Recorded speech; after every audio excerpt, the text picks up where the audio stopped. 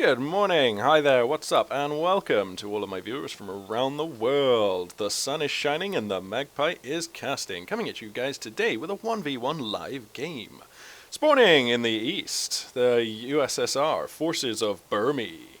And spawning in the west, the Wermacht forces of LeonBaas. The map today is going to be Road to Kharkov, which is quite a narrow map. It's definitely one of the least square maps, one of the more oblong maps. This map is characterized by a lot of good buildings in good positions, a lot of cover, a lot of choke points too. And whilst flanking is made easier by these sort of long line of sight blockers throughout the map, the width of the map itself actually makes flanking, it can make it quite difficult. Because they're simply, you just cannot go around the edge of this. So, let's see now. Opening up with an MG42 team as LeonBaas. Interesting. Meanwhile, two squads of conscripts off the bat for our Soviet player Burmie. And they're both going to move out, fan out across the map. Burmie doing some sensible capping. I love it when people go for the slower to cap resource points first, and then connect them up. Oh, wait, no, that's absolutely not what he's doing. He got this one anyway. But he's kind of linking them up so he gets the higher munitions income as soon as possible. So that's a really cool thing to do. I like that. Going to come in with the conscripts, grab this fuel point. So we've got Grenadiers obviously following up that MG42. Seems wise, seems sensible. He's floating a bit of manpower, which seems to suggest that he might be going for a sniper here as LeonBaas. Good map for the sniper, with an MG42 to back it up. I think that's a pretty sound choice. So we'll see when he gets to 360 whether that's going to be the case. Neither player still having chosen a commander. We've got Soviet industry here, controversial. Don't often see Soviet industry since it was nerfed so heavily.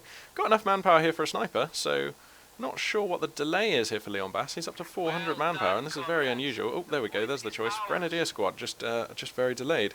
No, I wonder if he was considering doing something different there and then changed his mind. Interesting.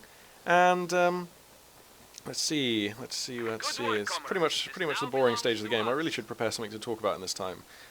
Just because, there's always like 2 minutes where both forces are just taking point, but that period has now come to an end. MG42 going to open up on these conscripts who are exposed in negative cover, and they're going to get the hell out of there. Seems wise. MG42 didn't quite get a kill on that squad, but going to get some veterancy nonetheless. Conscripts obviously very cheap, and so don't really get you veterancy particularly quickly. Getting a third squad of Grenadiers, and let's see, the Russian player Burmie's gone for another squad of engineers and is getting the Soviet mortar behind this. So yeah, seems like a pretty flexible build. Probably getting the mortar because he knows there's an MG on the field and that's a suitable counter. Early victory point lead, of course, going to the Axis forces. Only just, they're ahead by 3 tickets right now. Make that 4. And just because they hold slightly more of the victory points, but nothing to write home about there. Somebody's always going to take a slight lead, and at this stage in the game, it's never by that many tickets. Some mines being placed here by the Russian player. Sneaky, sneaky. Buzz, buzz. Very cool. So, yep, those mines are in a decent position. They might snare a vehicle coming by later. I believe the Russian mines are anti-tank only. Let me just check. Effective against tanks and light vehicles. So, yeah, preparing here, possibly for a scout car or something like that. It's quite early. It's quite early days to expect a tank. Well, it's way too early for a tank, obviously. In fact, it's too early for a scout car, but definitely laying the foundation here. Going to escalate to battle phase 1 is the Wermacht player right now, so he'll shortly have access to those LMG-42 upgrades. He's floating enough munitions for one of those. We'll see if he holds on to that. He might decide to use a rifle grenade in the meantime. Or I suppose he could even get a flamethrower for his pioneers. Building a fuel cache, that's pretty cool. Not sure what I think of the positioning on the fuel cache. I mean, it's quite exposed, but then again, this point here is a crucial one to hold on to, obviously, because if I bring up the tactical map here, you can see this point here, oh wow, you can't really see, but is the cutoff point. So if you lose that point, then you don't get any resources from all of these points.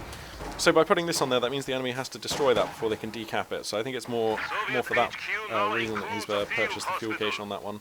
But only for those who are sick. We are losing territory. Squad of conscripts going to make a break for the middle victory point, but they're going to get suppressed in a pretty rapid time by this MG42. There's some grenadiers hitting them as well, so they're going to get out of there.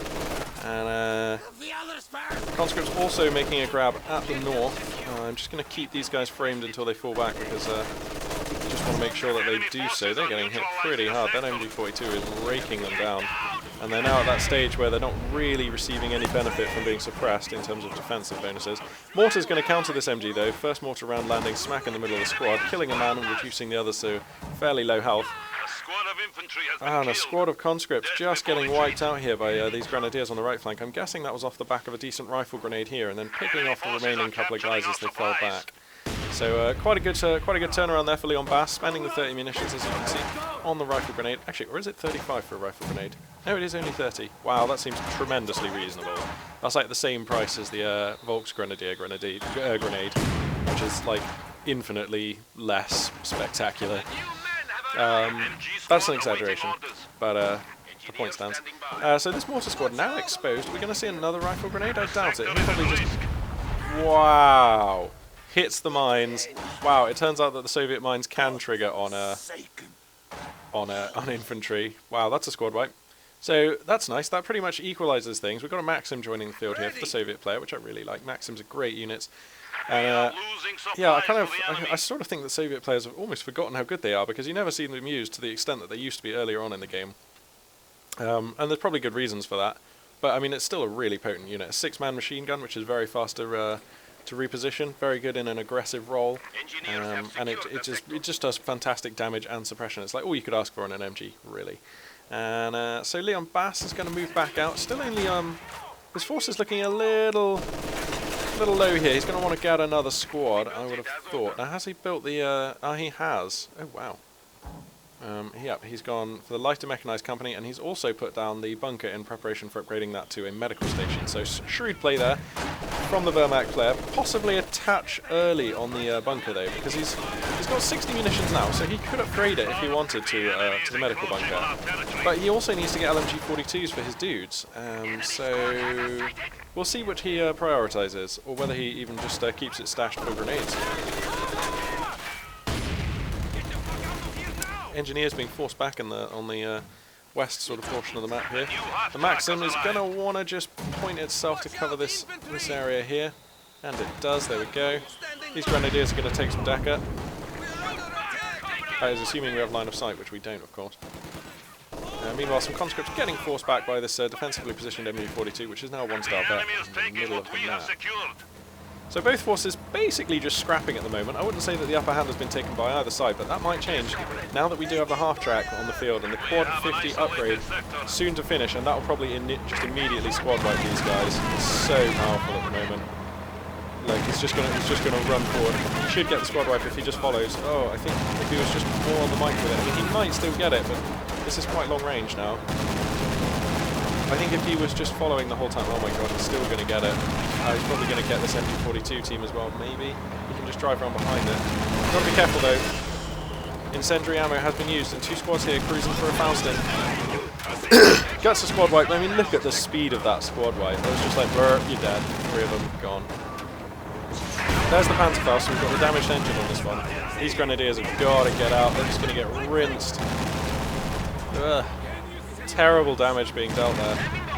1-star bet already on this half-track in about 45 seconds worth of fighting. Meanwhile, in the north of the map, we've got some engineers just taking advantage of the fact that LeonBaas is unable to commit any troops up here whilst he's dealing with that half-track. So they're going to start chewing into the fuel point, taking the victory point, going to start claiming some resources there. That's pretty cool. Oh dear, these grenadiers are just going to try for the Panzerfaust, but it's not going to be enough, and they're going to have to get out because they're so wounded.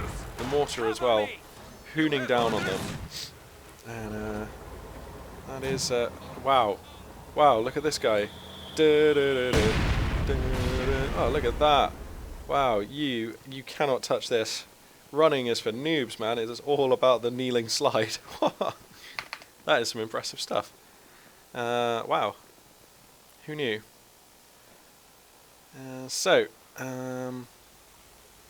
Must be some kind of like SS research project where they develop some sort of frictionless gel which you can just apply to your like legs and then slide along or something.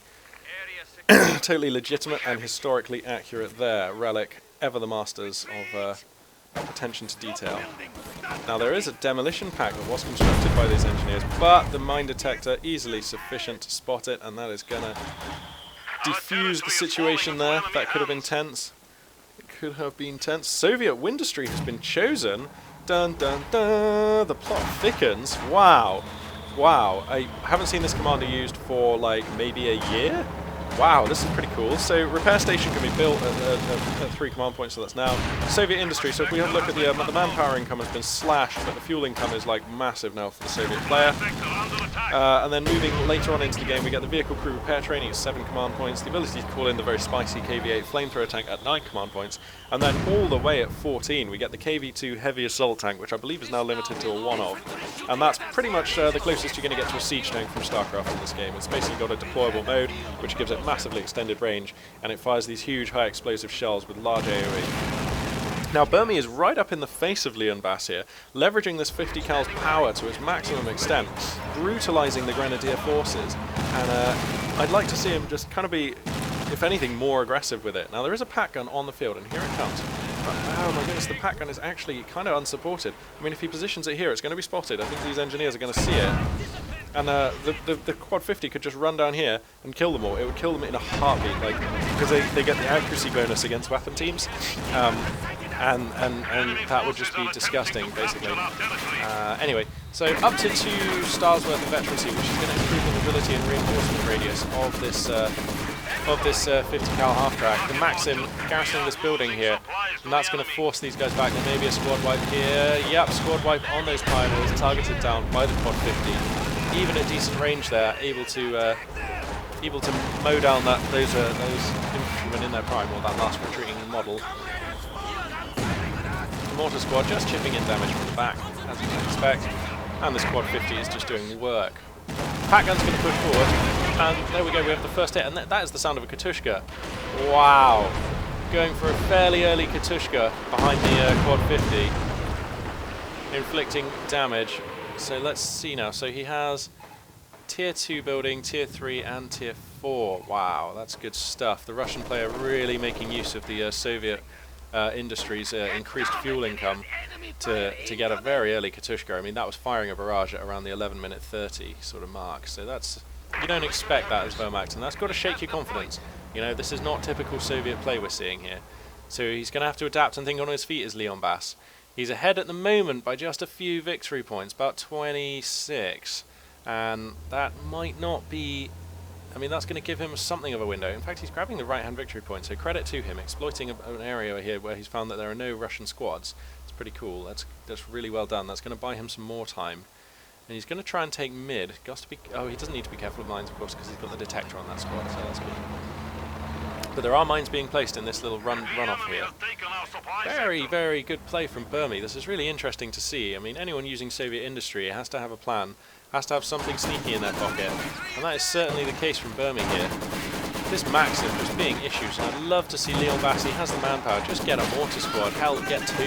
You know, I think that would be a really useful thing. Also, you know what? Mortars are actually not bad against 50 cal half tracks. Although you know what, they're not very good against Katushkas. So anyway, the Russian mortar squad going to go down in mid, and the Axis forces are probably going to secure this position here. I'm amazed they're not getting suppressed yet. The Quad 50's been repaired, and the Katushka has another barrage just about to come off cooldown. 1 second and ready to fire. So I imagine he might hammer this position, because he's going to... maybe not. Katushka's going to get forced back by a couple of grenadiers. Oh, there's the firing. So that's got to be hitting here, hasn't it? Oh, brutal. Forcing a mass fallback again. And that's going to give the Russian player a big period of dominance. The 50 half-track comes rushing in to get the squad wipe, and it should move this guy down. Oh, that is a lucky pioneer. Pardon me. I think that pioneer fully deserved to die, to be honest. But somehow, despite having to fall back pretty much all his units... Wow, a T-34 joining the field for the Russians. Despite having to fall back all his units, LeonBaas, the Wermacht player, is commanding 2 of the 3 victory points, so that's quite exciting. I mean, it's just, you know, I'm quite amazed that he managed to pull that out, because in the face of very stern Russian opposition, he needs to set this pack gun to target vehicle only, because at the moment it's wasting shots on infantry. There we go, he's realised it and toggled it on.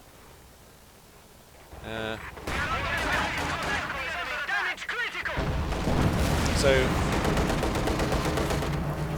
hang on, how did the Quad 50 just die?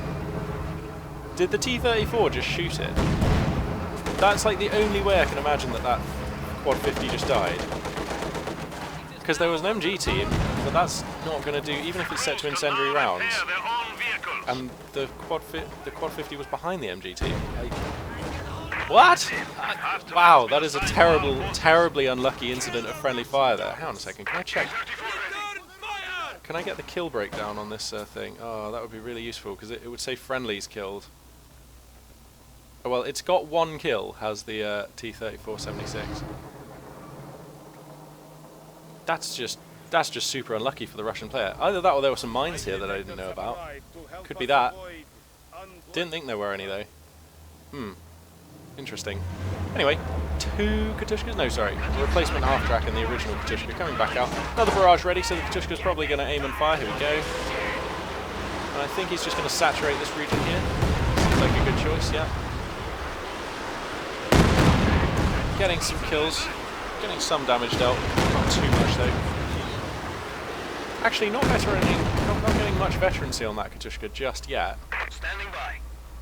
And it's almost like LeonBaas. I mean, what is he saving for? He's gone to escalate to battle phase 3. Wow, and he's purchased his heavy Panzer Corps. So, is he going to get a Burmie? Doubt it. Is he going to get a Panther? Probably. But that's still a ways away. He needs 70 more fuel. Now, lucky for him, he does still have this fuel point here, so he's still getting fuel at a reasonable rate, but it's still going to be like 3.5 minutes before he has enough fuel to purchase that Panther. So we're talking about the Panther coming out around the 21-minute mark, if that's the case. So he's got to survive till then on infantry, if the Panther is the play. And, I mean, he should be able to do that, but I don't know.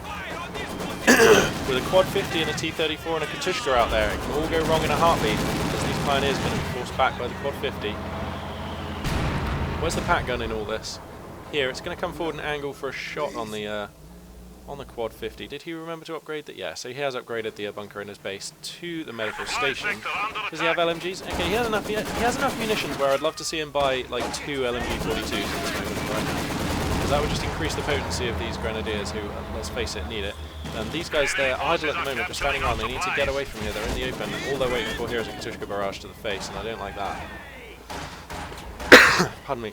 Terribly sorry, my throat is not the best this morning.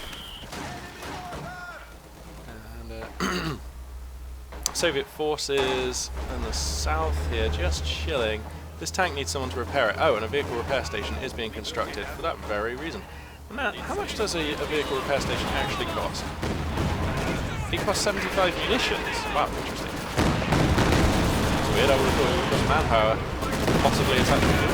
But 75 munitions seems really good, actually. So give Soviet Windustry something, because Soviet Windustry, it doesn't have any call-ins, no artillery strikes or anything like that, no recon air flights either. So that actually does give the Soviet Windustry player something to spend their munitions on. Sorry, it's a little hangover. When Soviet Windustry, the commander, was first introduced to the game, it was very powerful, and people used to call it Soviet Windustry, and this is something which I apparently haven't let go of, I've just noticed, and just thought I'd explain.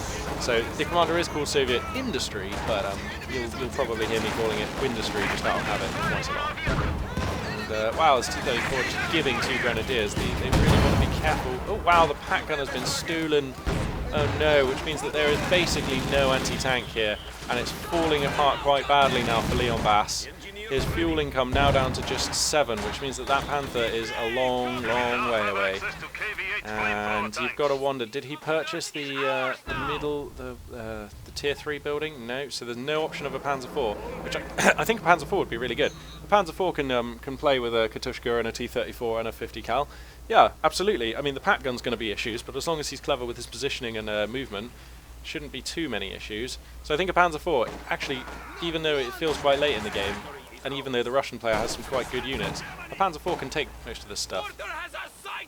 And it might get you a little bit more space if you're a Wermacht player. It might give you some breathing room whilst the Russian player has to fish for an answer and respect the Panzer IV. So anyway, grabbing the fuel point to the north. Obviously, if you look at the mini-map, let's bring up the tactical map. I mean, the map is like 90% in the hands or 85% in the hands of the Soviets. And can he play with the 50 cals, the Katushka and the T-34 being made by the Russian player and able to afford him, oh my goodness, a massive period of dominance. He's well ahead on the victory points. And it's really nice to see Soviet Windustry doing its thing. I mean, the game isn't over yet, but it's heading that way. And oh, we do have it's a Panzer Command tank. Oh wow, oh dear, I think he felt that his hand was forced on this one, and I kind of agree that it was. I mean, because basically, there's no way you spend all of your fuel on 3 tech level upgrades and building this building when you're going to build a command tank. You just don't do that. But I think he thinks if he doesn't build a command tank now, then everything's going to go wrong. And he's probably right. I'm loving the camo on this one, though. I mean, well, I say camo, it's pretty bright, but yeah, it's pretty cool. Look, the commander just popping on out to have a look around. Oh, there he goes, bye-bye. T-34, not actually achieving any damage into the flank of this Panzer.